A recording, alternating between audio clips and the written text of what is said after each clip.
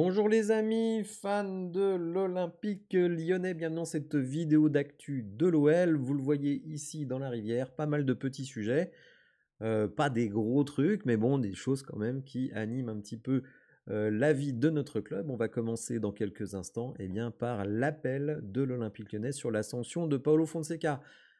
Rappelons que Paolo a été suspendu pendant quasiment 9 mois, hein, jusqu'au 30 novembre, donc quasiment jusqu'au mois de décembre, puisque ça commencera juste après le 1er décembre.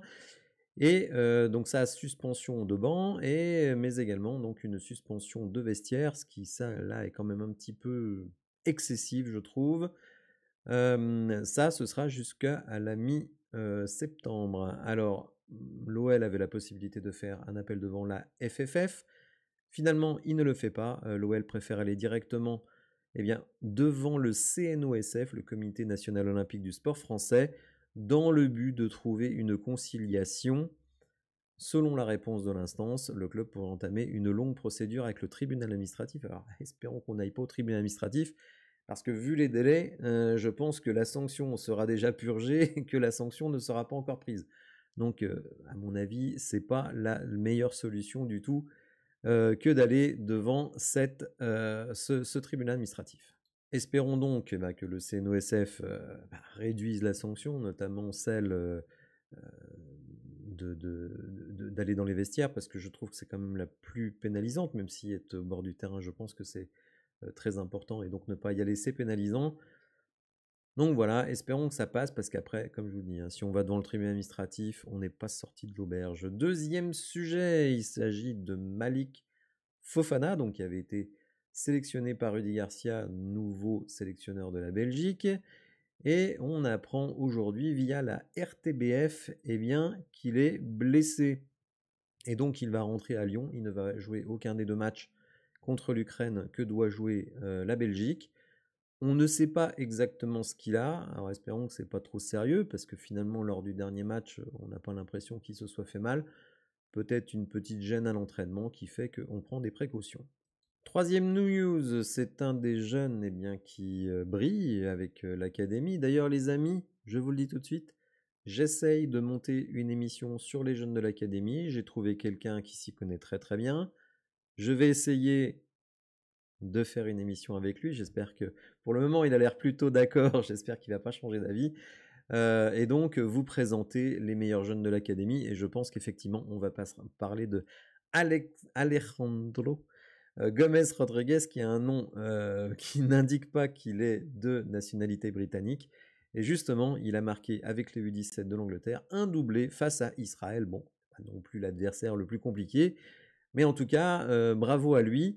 Et qui sait, peut-être un futur jeune qui va briller dans l'équipe pro. Je ne sais pas, on demandera justement à notre spécialiste ce qu'il vaut et le potentiel qu'il peut avoir. On continue avec Omari, Warmed Omari, vous savez, défenseur central, prêté par Rennes, joueur que j'avais qualifié de plus mauvais joueur de Ligue 1. Alors, certains ont trouvé que j'étais trop dur, que j'étais excessif, etc., etc. Bon, au final, je crois qu'il a joué 2 matchs cette saison, un d'ailleurs qui n'était pas si mauvais que ça, je crois, en Coupe d'Europe, lors de la phase aller. Mais bon, voilà, il n'est pas au niveau. En ce moment, il n'est même plus dans le groupe, même si on nous dit, du côté du Progrès, qu'il a demandé à rencontrer l'entraîneur, Paulo Fonseca, et que Paulo Fonseca avait dit qu'il comptait sur lui. Vous me direz, il a relancé l'ami Paul Akoukou, alors pourquoi pas Omari? Bon, je n'y crois pas trop. Comme je le disais, il n'était pas dans le groupe lors des 2 derniers matchs, donc je pense quand même que la tendance, c'est pas forcément qu'il soit dans l'équipe. Alors, c'est le site OneFootball qui reprend cette information. Et effectivement, donc, il est prêté à l'Olympique Lyonnais jusqu'à la fin de la saison. Option d'achat de 10 millions. 10 millions pour Omari.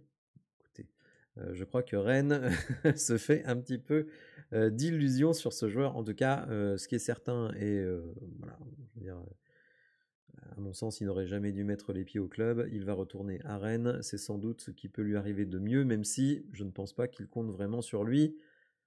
je ne lui vois pas, lui non plus, un grand avenir dans le football professionnel. Mais bon, bref, Pierre Sage nous avait dit que, malgré tout, il l'avait connu en espoir, que c'était un très bon relanceur, etc. etc. Bon, il y croyait tellement qu'il ne l'a pas fait jouer, et Paulo Fonseca, qui est arrivé, ne l'a pas fait jouer, et en plus, maintenant, ne le met plus dans le groupe. Donc, je pense que Warmed, on n'est pas prêt de le revoir sur le terrain à l'OL, et sur les terrains de Ligue 1, ça va être quand même compliqué. On continue avec Maxence Cacré. Alors là, c'est une interview de Maxence Cacré qui est disponible gratuitement sur YouTube. Il faut aller sur la chaîne de FreeFoot, hein, vous voyez ici en bas, donc FreeFoot. Donc Maxence Cacré, l'OL j'étais prêt à partir, confidence. Donc ça dure 9 minutes 30 et franchement, bah écoutez, tous les sujets sont abordés. Sa carrière à l'Olympique Lyonnais, son départ à Côme, les circonstances, ses joies, ses déceptions, son avenir, et qu'il voit peut-être en bleu. Écoutez, en tout cas, on lui souhaite. Je pense qu'on a besoin d'un très bon récupérateur, et s'il retrouve vraiment son football, et ben écoutez, pourquoi pas peut-être le voir un jour en équipe de France. Alors je sais que je ne serai pas suivi par beaucoup de supporters de l'OL sur cette voie, mais moi j'y crois. Je pense que ce joueur est un bon joueur. Il n'a pas fait une bonne saison, ça c'est une certitude, mais quand il est bien luné, écoutez franchement, je pense que il peut être très utile dans son rôle de récupérateur et de joueur qui fait progresser le ballon. Je vous réserve une vidéo sur les statistiques des joueurs de cette saison, bien entendu, et vous verrez que finalement au milieu de terrain, un Cacré normal, eh bien, il aurait largement sa place, mais bon, il n'a pas su prendre sa chance en début de saison. Tant pis pour lui, en tout cas, il a l'air de s'éclater à Côme, et ça, c'est l'essentiel. On continue avec les infos rapides, et une info quand même assez importante, le fameux penalty gate, hein, puisque ça a été tendu sur le penalty accordé au Havre, notamment pendant mon live, où j'étais quelque peu agacé par les commentaires. Certains m'ont d'ailleurs fait remarquer depuis que, justement, la commission de l'arbitrage avait publié justement une décision qu'on va regarder. Alors j'ai employé le terme décision, c'est un terme un peu impropre, on va dire c'est plutôt une explication par rapport à la décision de l'arbitre, et vous allez voir que ont été publiés carrément les échanges entre l'arbitre et la VAR. Donc la commission de l'arbitrage constate, et ça a été publié mardi, le contact entre le genou droit du défenseur, en fait c'était donc le joueur du Havre, et le pied gauche de l'attaquant, donc là c'était Nuama, est particulièrement léger. Ils disent pas qu'il n'existe pas, ils disent qu'il est léger. Vous allez voir, c'est important par rapport à ce que va dire l'arbitre. Et ne saurait justifier à lui seul une décision de pénalty. Donc là, carrément, la commission de l'arbitrage dit l'arbitre, monsieur De Chépy, s'est trompé. À l'issue du visionnage des images, l'arbitre aurait dû annuler sa décision initiale.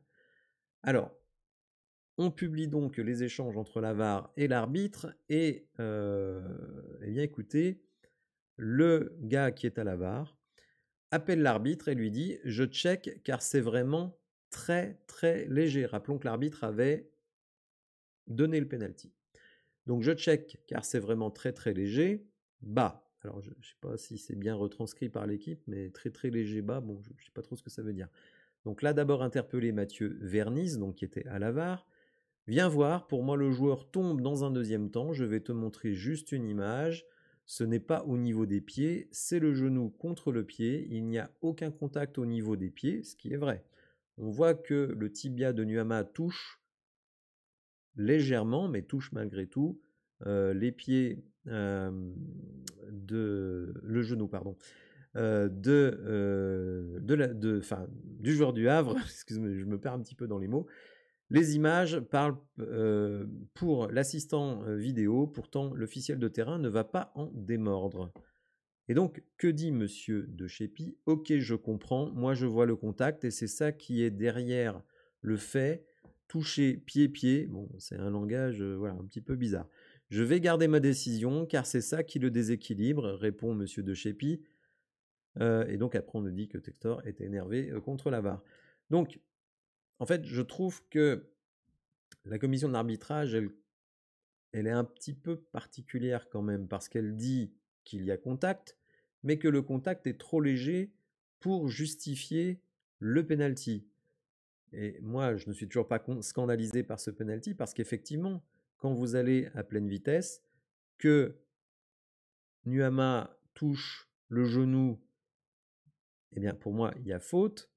Certes, elle n'est pas énorme, mais pour moi, il y a faute. Donc je suis quand même surpris que la commission arbitrale dise « Ah bah d'accord, mais l'attaquant est touché, mais le contact est particulièrement léger et ne saurait justifier à lui seul une décision de penalty. » Bon, très sincèrement, je ne comprends pas ce que ça veut dire. Parce que dans ce cas, comment déterminer l'intensité d'un touche-touche entre deux joueurs qui fait que ça déséquilibre le mec ou pas. Donc, bon, j'avoue que finalement, les explications de la commission arbitrale, alors bon, évidemment, du côté de Lyon, tout le monde est content en disant, vous voyez, on a été désavantagé, d'autant que dans le même temps, l'entraîneur du Havre, lui, s'est plaint aussi des décisions arbitrales. Bon, bref. Mais je trouve que l'explication de la commission d'arbitrage est un petit peu bizarroïde. Alors le mec de la vidéo était d'ailleurs d'accord avec la décision de la commission arbitrale, puisqu'il dit « Bon, je check, mais c'est vraiment très très léger, tu devrais aller voir. » Et là, l'arbitre, il dit « Bon, bah oui, d'accord, c'est léger, mais moi, je vois un contact, et je pense que ce contact déséquilibre le joueur en attaque, et donc je maintiens ma décision. » Donc moi, je ne suis pas choqué par la décision de Chepi. Bon, la commission dit il a eu tort, bon, bah, dont acte, mais bon, moi je ne suis pas hyper choqué par ce penalty. Je sais que je suis minoritaire, il n'y a pas de souci, mais j'essaye d'être juste et je me dis, parce qu'il faut toujours se mettre à la place, si c'est un joueur lyonnais qui est déséquilibré comme ça dans la surface adverse, je ne suis pas certain que beaucoup de supporters de l'OL accepteraient de dire « Ah ouais, mais ok, il tombe, il est déséquilibré, mais le contact, il est tellement léger que bon, ce serait quand même dur de siffler penalty. » Bon. L'incident est clos, on a gagné, peu importe, mais il fallait quand même le souligner que la commission d'arbitrage n'a pas du tout soutenu cet arbitre qui en plus, et moi c'est ce qui m'a énervé pendant le live, il vient de voir les images, et puis il fait ce signe du style « je vais annuler le penalty ». Et finalement, il montre penalty. Alors ça, il est fou ce gars. Bon bref. De Chepi, je pense qu'il va aller faire un petit tour en Ligue 2 pendant quelques semaines pour se remettre les idées à l'endroit.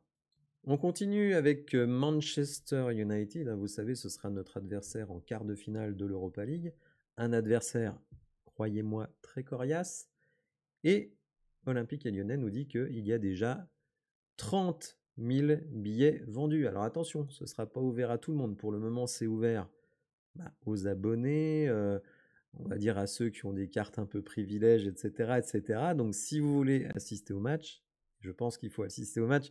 Croyez-moi, je regrette de ne pas pouvoir y aller, mais comme tout le monde, le budget est un petit peu serré, surtout que j'ai un projet immobilier, donc c'est pas le moment de faire des dépenses, parce qu'il faut descendre à Lyon, payer l'hôtel, payer le stade, la bouffe, etc., le voyage, enfin bon bref, ça fait beaucoup de frais.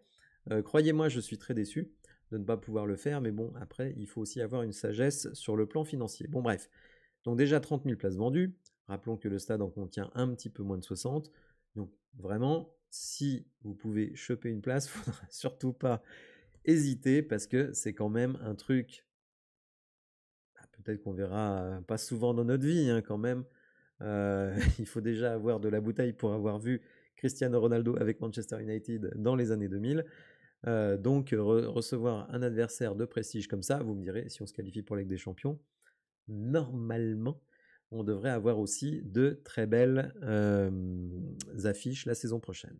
Alors on va terminer avec le programme de nos internationaux, parce que finalement on n'en a pas en équipe de France A, mais on en a dans les équipes de jeunes, dans les équipes étrangères.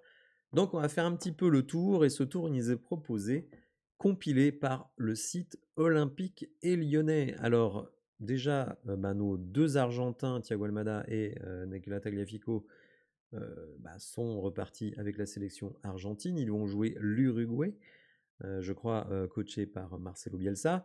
Et quand même, match de prestige mercredi prochain face au Brésil. Alors je pense que ces matchs-là doivent être diffusés sur l'équipe live.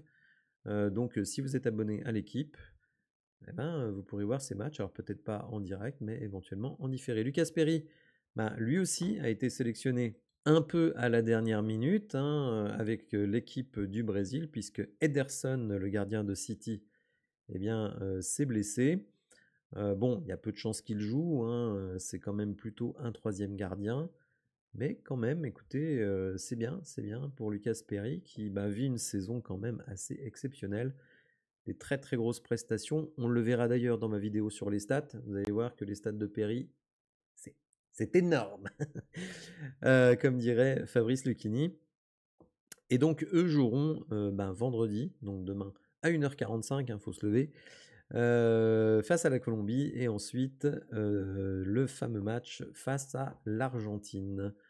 On a des joueurs de l'OL en équipe de France jeunes, Ryan Cherki avec les espoirs, Saïl Koumbedi avec les U20 et notre ami Enzo Molebe avec les U18. Donc Cherki avec les espoirs jouera face à l'Angleterre, donc quand même un beau match, demain à 21h, donc vendredi. Là, je crois que c'est diffusé également sur l'équipe, donc il ne faudra pas le rater. C'est quand même, je pense, un match très intéressant. Ensuite, face à la Slovaquie, donc lundi à 18h30. Je vous laisse regarder les autres. Je ne sais pas si les U20 et si les U18 sont diffusés, donc je ne vais pas aller plus loin. Nos Africains, évidemment, Clinton Mata, Moussa Niakate, Warmed Omari et Ernest Nuama, jouent les éliminatoires de la Coupe du Monde 2026 de la zone Afrique. Donc évidemment, ils vont représenter l'Angola, le Sénégal, pardon, et puis évidemment le Ghana pour notre ami Nuama. Alors là, je ne sais pas du tout si ces matchs sont diffusés. Donc je ne vais pas plus loin. Mikotadze et Kaletakar donc seront avec leur sélection. La Géorgie et évidemment la Croatie. Peut-être Kaletakar jouera contre la France, c'est pas sûr vu qu'il a quand même perdu beaucoup de temps de jeu. Et puis évidemment, vous l'avez vu un petit peu plus tôt, Fofana, lui, est blessé. Il est rentré. Taner Tessman, la coqueluche de certains supporters, vous savez que ce n'est pas mon cas, mais bon, lui jouera un match avec les États-Unis contre le Panama, donc vendredi à 1h du mat. Et selon le vainqueur, puisque ce sera un match pour la 3e place dans la Ligue des Nations, eux aussi ont la Ligue des Nations, la CONCACAF, donc le 24 mars. Bon, écoutez, donc, alors ça, je pense vraiment que c'est pas diffusé en France.